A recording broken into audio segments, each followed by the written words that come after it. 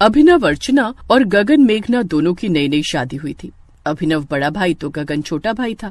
एक रोज उनके दोस्त उन दोनों कपल्स को अपने घर पर इनवाइट करते हैं। वो सभी तैयार होकर विवेक के घर पहुंचते हैं। आइए आइए, आप सबका मेरे घर में स्वागत है। अरे विवेक, रजनी भाभी कहाँ है? नजर नहीं आ रही। वो आप सबके लिए डिनर की तैयारी कर रही है, रसोई में होगी। तभी हाथ में कोल्ड ड्रिंक और स्नैक्स की ट्रे पकड़े रजनी बाहर आती है। ये लीजिए, पहले कुछ स्नैक्स लीजिए, फिर साथ में बैठकर बातें करेंगे। ऐसे ही उन्हें 1 घंटा बीत जाता है। अच्छा, आप सब बातें कीजिए, मैं डिनर लगा देती हूँ। भाभी रुकिए, हम भी आपकी मदद के लिए आते हैं। हाँ भाभी, चलिए हम आपकी हेल्प कर देते हैं। अच्छा चलिए। रजनी ने सबके लिए खाने में मखनी दाल, शाही पनीर, फ्राई गोभी और दही भल्ले बनाए हुए होते हैं। उसके हाथ के बने हुए दही भल्ले सबको बहुत पसंद आते हैं, खासकर अर्चना और मेघना को। वाओ, क्या कमाल के दही भल्ले बने हैं भाभी। क्या आप हमें इसकी रेसिपी शेयर करेंगी? हाँ हाँ, क्यों नहीं। सच में बड़े जबरदस्त बने हैं। क्या थोड़े और मिलेंगे? हाँ हाँ, लो ना, मुझे भी और देना। इस तरह रजनी उन दोनों को दही भल्ले खाने को देती है, लेकिन उन दोनों की स्पीड ऐसी थी कि रुकने का नाम ही नहीं ले रही थी। इसके बाद वो दोनों एक एक कर सारे दही भल्ले चट कर जाती हैं। ये देख उन दोनों के पति हैरान रह जाते हैं। फिर कुछ देर बातें करके वो सभी घर लौट आते हैं और दोनों देवरानी जेठानी अभी भी इसी बारे में बात कर रही थी। यार मेघना, कमाल के दही भल्ले थे ना। सच में दीदी, बड़ी टेस्टी थे, है ना गगन? अब हम लोगों को मिले हो तो बताए भी। सारे तो तुम दोनों ही चट कर गई, और नहीं तो क्या, ऐसे खा रही थी मानो पहली बार खाए। कोई बात नहीं, हम आपको कल ही दही भल्ले बनाकर खिलाएंगे। हाँ, इसी बहाने हम भी खा लेंगे। अच्छा ठीक है बाबा, चलो अब सो जाएं, बहुत थक गए हैं। फिर सभी अपने कमरों में सोने चले जाते हैं और अगले दिन दोनों देवरानी जेठानी नाश्ते में सबके लिए दही भल्ले बनाती हैं। वाह, कल रेसिपी पूछी और आज तुम दोनों ने बना भी दिया। वाह, कमाल है। सच में बहू, दही भल्ले बहुत अच्छे बने हैं। शुक्रिया माँ जी। उन सबको दही भल्ले खिलाने के बाद वो दोनों खुद खाने बैठती हैं, तो एक के बाद एक खाती ही जाती हैं। अब ऐसे ही कुछ दिन बीत जाते हैं। अब उन दोनों बहुओं का दही भल्ले के लिए प्यार और ज्यादा बढ़ जाता है, लेकिन उन दोनों के पति अब उनके दही भल्लों की आदत से ऊब चुके थे। ऐसे ही एक रोज, दही भल्ले जहाँ के भी खाओ अलग अलग टेस्ट ही आता है। इसका मतलब दही भल्लों को अलग अलग तरीके से बनाया जा सकता है। अरे क्या अकेले अकेले फुसफुसाया जा रहा है? कुछ नहीं। अरे ये क्या बहू, कल ही तो दही भल्ले बनाए थे। ओफो माँ जी, वो तो लोबिया के दही भल्ले थे और ये उड़द की दाल के हैं। मेरी ये दोनों बहुएं न दही भल्ला खिला खिला कर एक दिन मेरी जान ही ले लेंगी। अरे शादी से पहले दही भल्ले का ठेला लगाती थी क्या? बेटा मेरे लिए कुछ बाहर से ऑर्डर कर दो। ठीक कह रही हो माँ, हमसे भी रोज रोज नाश्ते में ये दही भल्ले नहीं खाए जाते। और नहीं तो क्या, कभी लोबिया के, कभी उड़द के दाल के, कभी मूंग के दाल के। अब तो ना ही हम ये भले खाएंगे और ना ही अपनी माँ को खाने देंगे। अपने पतियों की ये बात सुनकर दोनों बहुएं जोर जोर से रोना शुरू कर देती हैं। हे भगवान, हमारे पतियों को तो कुछ समझ ही नहीं आता। इनके लिए जितना भी कर लो कम है। बिल्कुल ठीक कह रही हो मेघना, अगर हम अपनी पसंद का कुछ बना लेती हैं तो इसमें क्या बुराई है? अच्छा अब रोना बंद करो, हम खा रहे हैं यार ये दही भल्ले। अब उनके पास और कोई चारा नहीं था। एक रोज उन्हें किसी रिश्तेदार के यहाँ शादी का इनविटेशन आता है। अभिनव बेटा, गगन बेटा, शाम को तुम लोग जल्दी आ जाना, हमें विमला बुआ के बेटे की शादी में जाना है। और बहुओं, तुम दोनों भी तैयार रहना। हाँ माँ जी, हम तैयार रहेंगे। शाम को वो सब पार्टी में जाते हैं और वहाँ दोनों देवरानी जेठानी सबसे पहले चाट के काउंटर पर जाती हैं, लेकिन उन्हें वहाँ दही भल्ले नहीं मिलते। ये कैसी पार्टी है, यहाँ तो दही भल्ले भी नहीं है। एकदम बेकार पार्टी है। वो दोनों पेट भरकर खाना तो खा लेती हैं, लेकिन दही भल्ले नहीं मिले, इसलिए मुंह लटकाए घर आ जाती हैं। लेकिन अगले दिन वो फिर से दही भल्ले बना लेती हैं और ना चाहकर भी सबको वो खाने पड़ते हैं। लेकिन 2 दिन बाद अचानक से उनकी सास के पैरों में जोरों का दर्द शुरू हो जाता है। मेरे घुटने, कितना दर्द हो रहा है। अरे माँ, क्या हुआ? बेटा, मेरे घुटनों में बहुत दर्द हो रहा है। ये सब तुम्हारी वजह से हुआ है। तुम अच्छे से जानती हो ना कि माँ को घुटनों में दर्द रहता है, फिर भी तुम उन्हें रोज दही के भल्ले बनाकर खिलाती हो और इतने महीनों से लगातार उनको दही खिला खिलाकर उनको इस हालत में पहुँचा दिया। हाँ, अब तो खुश होगी ना तुम दोनों। लेकिन अभिनव जी, दही तो सेहत के लिए अच्छा होता है ना, मैंने खुद पढ़ा है। अरे अच्छा, ये तो दही की पढ़ ली, लेकिन वो नुकसानदायक कितना होता है ये भी तो पता कर लेती। जोड़ों के लिए ये कितना हानिकारक होता है ये नहीं पता है। हाँ तो ठीक है ना, अब से हम माँ जी को दही नहीं देंगे, लेकिन भल्ले तो खाने को दे सकते हैं ना। और तुम दोनों तो दही भल्ले खा ही सकते हो। अब उन दोनों को समझ आ गया था कि वो दोनों दही भल्लों के लिए भूखी हो चुकी हैं और अब उनकी ये कहानी वहीं से खत्म करनी होगी जहां से शुरू हुई थी। गगन और अभिनव फोन करके विवेक और रजनी को सारी बात बताते हैं। विवेक और रजनी ने हम चारों को एक बार फिर घर पर बुलाया डिनर के लिए। अरे वाह, फिर तो दही भल्ले खाने को मिलेंगे। वो उनके घर जाते हैं जहां रजनी उनके लिए दही भल्ले बनाकर खिलाती है, लेकिन वो उन दोनों को ही दही भल्ले की कटोरी में जानबूझकर मरा हुआ कॉकरोच डाल देती है, जिससे उन दोनों को उल्टी आ जाती है और वो दोनों बाथरूम में उल्टी करने चली जाती हैं। उस दिन के बाद तो उनका पूरी तरह से दही भल्ले से ध्यान हट जाता है और उस दिन के बाद से वो दोनों दही भल्ले खाना छोड़ देती हैं और अब वो दोनों कभी दही भल्ले खाने का नाम नहीं लेती। शुभी के रिश्ते की बात चल रही थी। लड़के वालों का फोन आया। शुभी के पापा योगेश प्रसाद ने फोन उठाया। जी नमस्ते भाई साहब। जी 5 बजे रेस्टोरेंट पहुंचने का टाइम है। हम भी टाइम पर पहुंच जाएंगे। क्या हुआ जी? समधी साहब क्या कह रहे थे? यही कि हम टाइम पर पहुंच जाएं। तुम शुभी को कह दो, जल्दी तैयार हो जाएगी। हमें उनके आने से पहले ही रेस्टोरेंट पहुंचना है। शुभी और उसके पापा मम्मी और उसका छोटा भाई रेस्टोरेंट पहुंचते हैं। उधर योगेश प्रसाद भी अपनी पत्नी शर्मिला, बेटे रजत और कुछ रिश्तेदारों के साथ रेस्टोरेंट पहुंचते हैं। सुनो जी, भूख इतने जोरों की लग रही है। घर पर जल्दी जल्दी में 4 गोभी के पराठे, 2 कटोरी दही और सिर्फ 1 कटोरी छोले ही खाए थे। थोड़ी देर से आते तो 2 पराठे मेथी के भी खा ही लेती।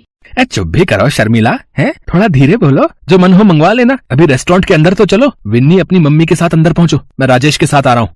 शर्मिला का स्वभाव भुक्कड़ था। उसे कहीं भी जाना हो भूख पहले लगाती थी और वो बेहिसाब खाने लगती थी। उसे अपने पेट पर कंट्रोल नहीं था। कहीं शादी ब्याह में जाना हो, किसी फंक्शन में जाना हो, वो सबसे पहले खाना ढूंढती थी और खाने की चीजों को सामने देखकर उसका खुद पर कंट्रोल कर पाना मुश्किल होता था। रेस्टोरेंट के अंदर सब लोग बैठ जाते हैं। साधना शर्मिला से खाने के लिए पूछती है, बहन जी आप सबको क्या क्या पसंद है वो बता देते तो हम ऑर्डर कर देते हैं सबके लिए। जो जो जिसको चाहिए वो पसंद का आ जाएगा। वैसे sambar, dosa, noodles, chilli potato, momos और मंचूरियन, फ्राइड राइस हमने अभी ऑर्डर कर दिए हैं। डिनर से पहले ये स्नैक्स में ठीक है ना बहन जी?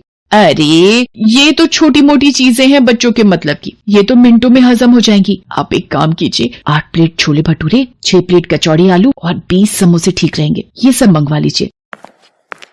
सुनो जी, इधर आना जरा। बंदे तो ये सिर्फ थोड़े ही आए हैं। 4 ये खुद घर के लोग हैं और 1 इनके ननद और नंदोई और उनके 2 बच्चे। पर ये इतना सारा खाना ऑर्डर क्यों कर रही हैं?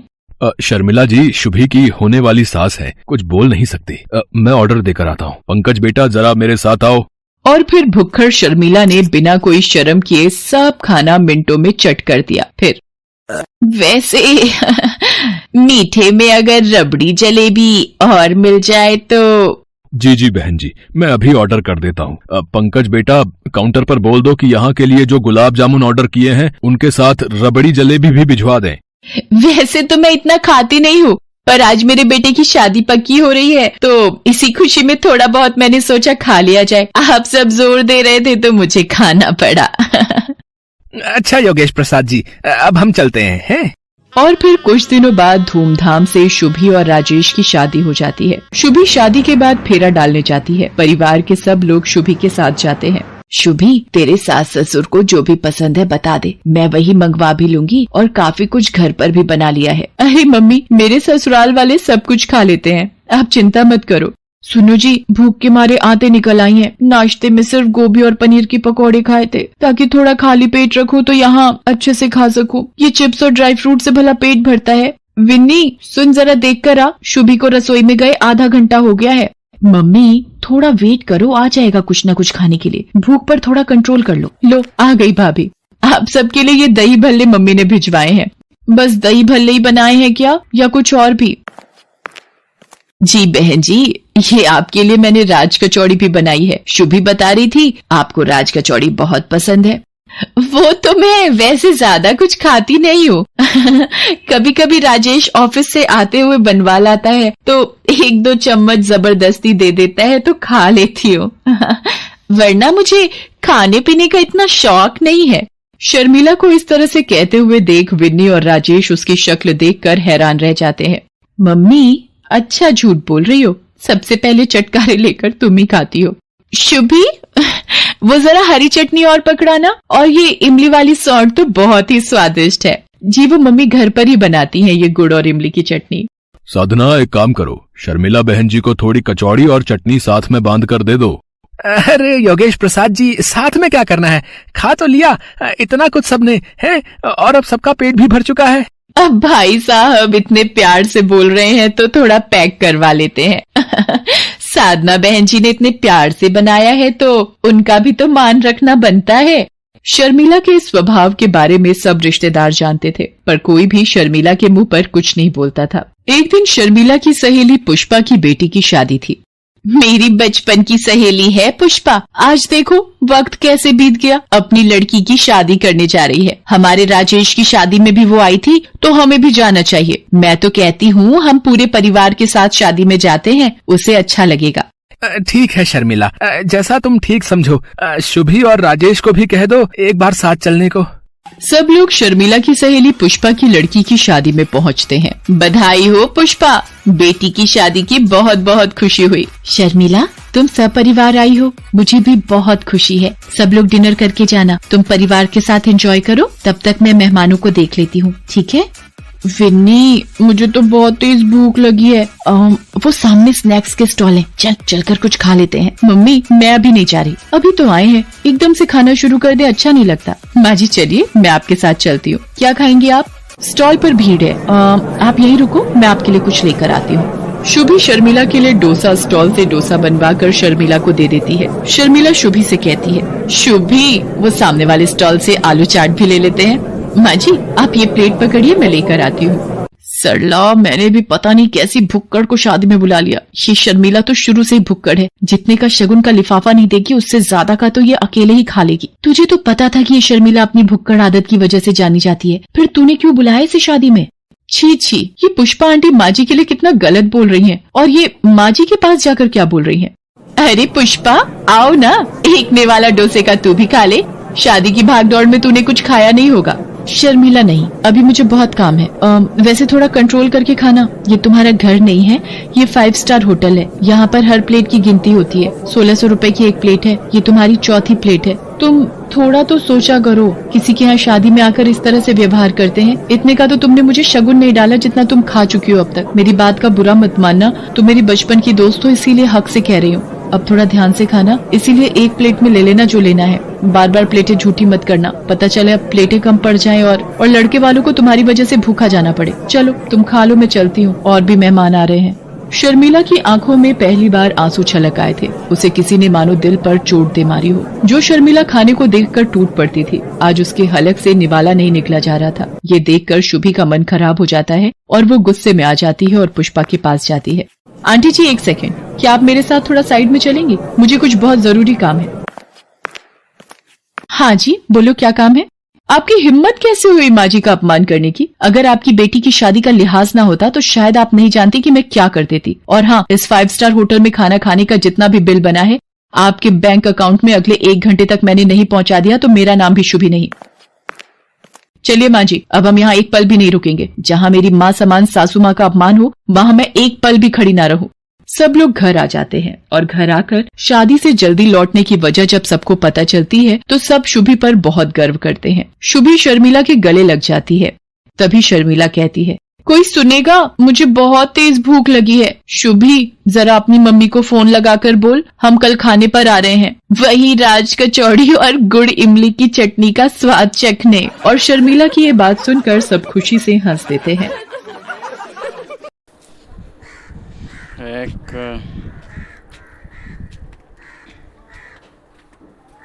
चैनल को लाइक और सब्सक्राइब करें। ऐसा ही कार्टून देखने के लिए हमारे चैनल से जुड़े रहें। सबसे पहले आप तक नोटिफिकेशन आएगा। जाओ, वीडियो को ज़्यादा से ज़्यादा शेयर करें और लाइक करें। ये देख सकते हैं पिल्ला का बच्चा।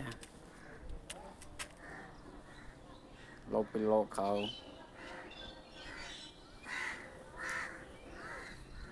ये देखिए, ये पिल्ला का दूसरा भाई आ चुका है, मिलिए आप। ये बड़ा बाप आ चुका है।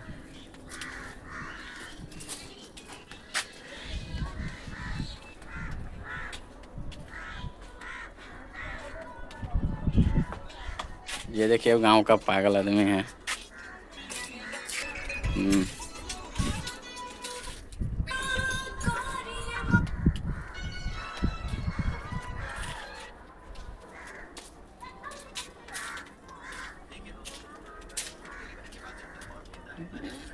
वीडियो को लाइक और सब्सक्राइब कर डालो, ज़्यादा से ज़्यादा शेयर करो और बटन को दबा कर चलो, क्योंकि हमारे चैनल पर वीडियो आने वाला है अच्छा कार्टून स्टोरीज जो काफ़ी इंटरेस्टिंग और यूजफुल वीडियो रहेगा।